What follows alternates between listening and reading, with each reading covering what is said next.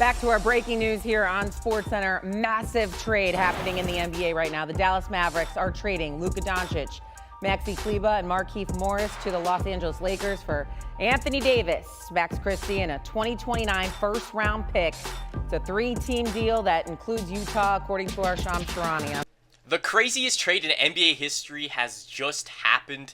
I'm actually still in fathom it's happened, like, when I went to bed at, like, 3 in the morning, but it is an insane trade. Here are the details, okay?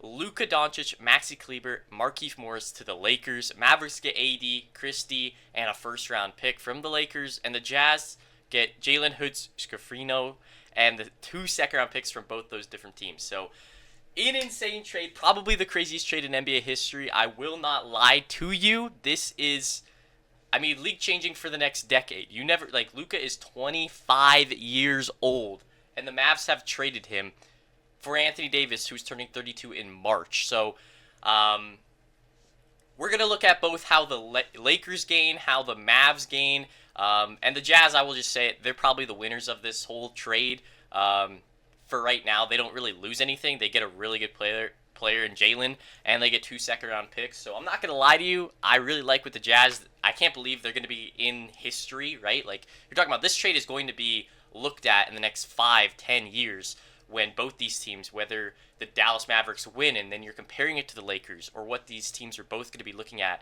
in the next 5 years. This is going to be a trade we're going to talk about for the next decade, and maybe until we're on our deathbeds talking about this is an insane trade, especially if it goes right for one team,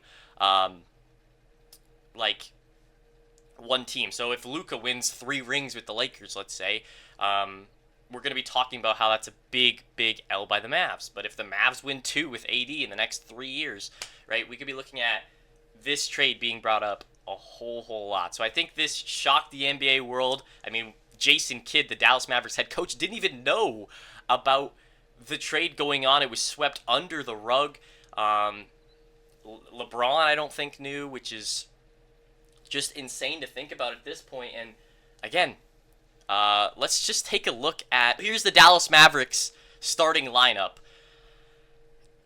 This team would have been a super team in 2017, 2018, 2019. But I just don't know if it has the firepower on the scoring end. You know, you can put AD now at the power forward where he's been saying he's wanting to play. And,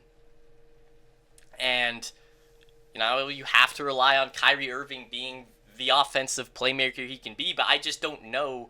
When you look at this lineup, right, I knew when Klay Thompson signed with the Dallas Mavericks that they were really guard heavy, right? Klay's not insanely big. Kyrie's 6'3". You're looking at like 3 guards. But I did not think they were going to trade Luka away.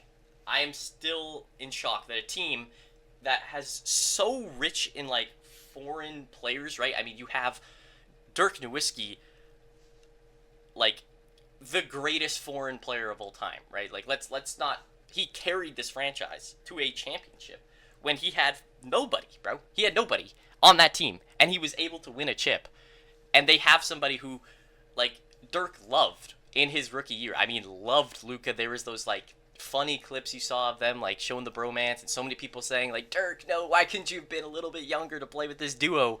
But now we're looking at a team and a Dallas Mavericks that I thought I was never going to see in the next 10, 12 years, because I thought Luka Doncic was going to be the face of this franchise for the foreseeable future. And we are seeing the impact that Luka had on this franchise, because a lot of people aren't happy with what happened with this trade. I don't think it's a bad Mavs team we're really going to have to see in the next coming days. I know they played a game today which didn't have Luka, but they got slammed bad by the Cavs. But I'm excited to see this after the All-Star break when this team can really get settled. If this team really messed up, because, I mean, you're trading 1 first-round pick in NBA, like, is nothing really, so the Lakers don't lose in that regards. Let's take a look at the Lakers starting lineup. They need a big man, and they need a big man really, really, really bad. They needed a big man before AD got in, because they wanted to run LeBron, like, AD, and a center. Now, Jackson Hayes is not bad. I'm not going to front and say that, but you have 2 guards in the front court who do not play defense. So I wouldn't be surprised to see AR get shipped, Austin Reeves get shipped. I just don't think that this guy has, like, this is not a good backcourt for defense. You're not having somebody who can lock up. And yes, Kyrie and Luka probably weren't the best backcourt for defense either way, but you're looking at now losing kind of the big man force that you had in AD, and you're getting a lot more scoring. So I'm curious on how that's going to impact them. I'm still so surprised about the trade.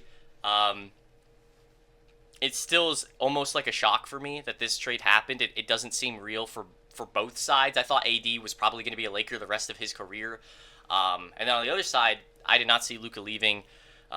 We know Dallas has come out and kind of been actually really disrespectful to Luka Doncic, who got them to a finals and, I mean, probably made them so much revenue with jersey sales and even just everything. But I am just, like, the way they're saying they had problems with his fitness and how they were saying he's overweight and all these things, it's just a real big blunder to me by the Dallas Mavericks and how they treated their players. I mean, to me, if I'm a free agent and I'm saying, who do I want to go to? An organization that is trading away their superstar face of the franchise because he's overweight. Brother, this guy is hard carrying your team to the finals last year and had to play a Celtics team that was one of the best built teams in the 21st century. I mean, we're looking at that Celtics team. I don't think there was a team apart from the 2018 Warriors that was going to beat that team. Maybe the Miami Heat LeBron era, but that's really stretching it. That Celtics team was built really, really well. And the Mavs were just kind of happy to be there, in my opinion. But I just think this is a 2K trade that the Lakers made, it feels like. I cannot believe the Mavs were shopping Luka. It wasn't the Lakers that went out there and said, ooh, it would be sick to pair up LeBron and Luka. No, they weren't saying that. The Mavs were shopping around the league. Another team reportedly passed up on Luka Doncic.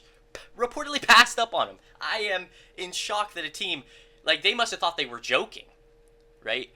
But normally when we see superstars get traded in the NBA, we're seeing 8 or 9 first-round picks get traded. I mean, I remember a Paul George trade that created a Thunder dynasty that we're currently seeing in the NBA, with Shai Gilgeous-Alexander going over to the Thunder with 9 first-round picks, right? This isn't a Luka Doncic trade where there's 9 first-round picks from the Lakers or whatever, team would have traded those many picks for Luka. No, this is a superstar for superstar trade in one of the craziest trades in sports history, and I am very excited to see what turns out in the next couple of years.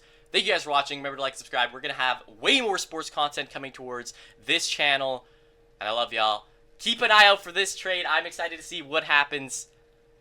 I'll catch you on the next one. Peace!